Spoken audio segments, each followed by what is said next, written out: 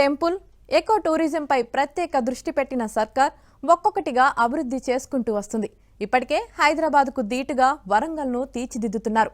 తాజాగా పిల్లల మరికి తెలంగాణ ప్రభుత్వం పునర్వైభవం తీసుకువచ్చింది. పిల్లల మరి మహావృక్షం సందర్శకులకు అందుబాటులోకి వచ్చింది.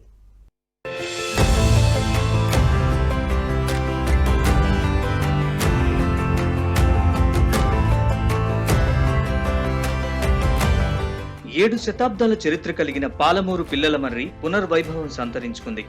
ఆసియా ఖండంలోనే రెండో అతిపెద్ద అత్యంత ప్రాముఖ్యత కలిగిన పిల్లల మర్రి వృక్షాన్ని మంత్రి జూపల్లి కృష్ణారావు ప్రారంభించి సందర్శకులకు అందుబాటులోకి తీసుకొచ్చారు. 3.5 ఎకరాల్లో విస్తరించిన ఈ మహావృక్షం గత కొన్నేళ్లుగా దూరం నుంచి మాత్రమే పర్యాటకులకు దర్శనమిస్తుండగా ఇక నుంచి దగ్గర నుంచి చూసే అవకాశం ఉంది.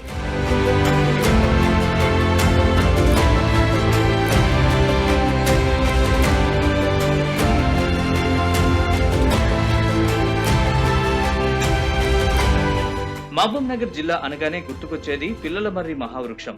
7 శతాబ్దాల చరిత్ర కలిగిన ఈ చెట్టు ఉమ్మడి జిల్లాకే తలమానికం. సరైన సంరక్షణ లేక ఈ మహావృక్షం 4 ఏళ్ల క్రితం నేలకొరిగింది. కానీ తన చరిత్ర ముగియలేదని పాలమూరు పిల్లల మర్రి నిరూపించింది. రారమ్మని మళ్లీ సందర్శకుల్ని పిలుస్తోంది. అయితే మహావృక్షాన్ని తాకకుండా కేవలం చూస్తూ ఆ నీడలో నడుస్తూ వెళ్లేలా ఫెన్సింగ్ ఏర్పాటు చేశారు. అలాగే పర్యాటకుల కోసం మౌలిక వసతుల్ని అభివృద్ధి చేశారు. తాగునీటి కోసం ఆర్వో ప్లాంట్, పర్యాటకులు సేద తీరేలా ఆకర్షణీయమైన బెంచ్ను అందుబాటులోకి తెచ్చారు.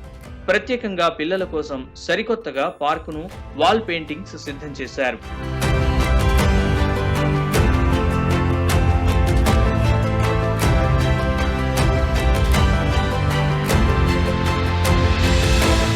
రాష్ట్రంలో పర్యాటక రంగంతో పాటు అన్ని రంగాల అభివృద్ధికి రాష్ట్ర ప్రభుత్వం ప్రాధాన్యత ఇస్తోందని ఈ సందర్భంగా మంత్రి జూపల్లి కృష్ణారావు తెలిపారు. టూరిజం అభివృద్ధి ద్వారా నిరుద్యోగ యువతకు ఉద్యోగ, ఉపాధి అవకాశాలు కల్పించడమే కాకుండా రాష్ట్ర ఆదాయం పెరుగుతుందన్నారు. రాష్ట్రంలో టెంపుల్ టూరిజాన్ని, ఎకో టూరిజాన్ని సైతం అభివృద్ధి చేస్తామని, అవసరమైతే ప్రభుత్వ, ప్రైవేటు భాగస్వామ్యంలో టూరిజం అభివృద్ధికి అన్ని చర్యలు తీసుకుంటామని చెప్పారు. చాలా ఉన్నాయి, గొప్ప టెంపుల్స్ ఉన్నాయి, పురాతన టెంపుల్స్. సో టెంపుల్ టూరిజం, అట్లాగే ఎకో టూరిజం, మెడికల్ టూరిజం, ఇట్లా రకరకాల ఈ టూరిజాన్ని ప్రమోట్ చేసే కార్యక్రమం చేస్తున్నాం. డెఫినెట్గా మంచి భవిష్యత్తు ఉంది రాష్ట్రానికి. దీని ద్వారా నిరుద్యోగ సమస్య కొంత అవకాశం, ఉపాధి అవకాశం. దీంతో పాటుగా ఈ వచ్చే టూరిస్టులకు ఇప్పుడు పిల్లల మరి ఉంది. ఈ పిల్లల మరి చరిత్ర చెప్పాలంటే ఇక్కడ ఒక గైడ్ ఉండాలా, ఆ గైడ్ సమాజం మొత్తం తెలిసి ఉండాలా. సో వాళ్ళు ట్రైనింగ్ ఇచ్చే కారణం చేస్తే వాళ్ళకు కూడా కొంత ఆదాయం వస్తుంది. గతంలో అస్తవ్యస్త పరిపాలన కారణంగా ఆర్థిక వ్యవస్థ కూడా చిన్న భిన్నమైంది.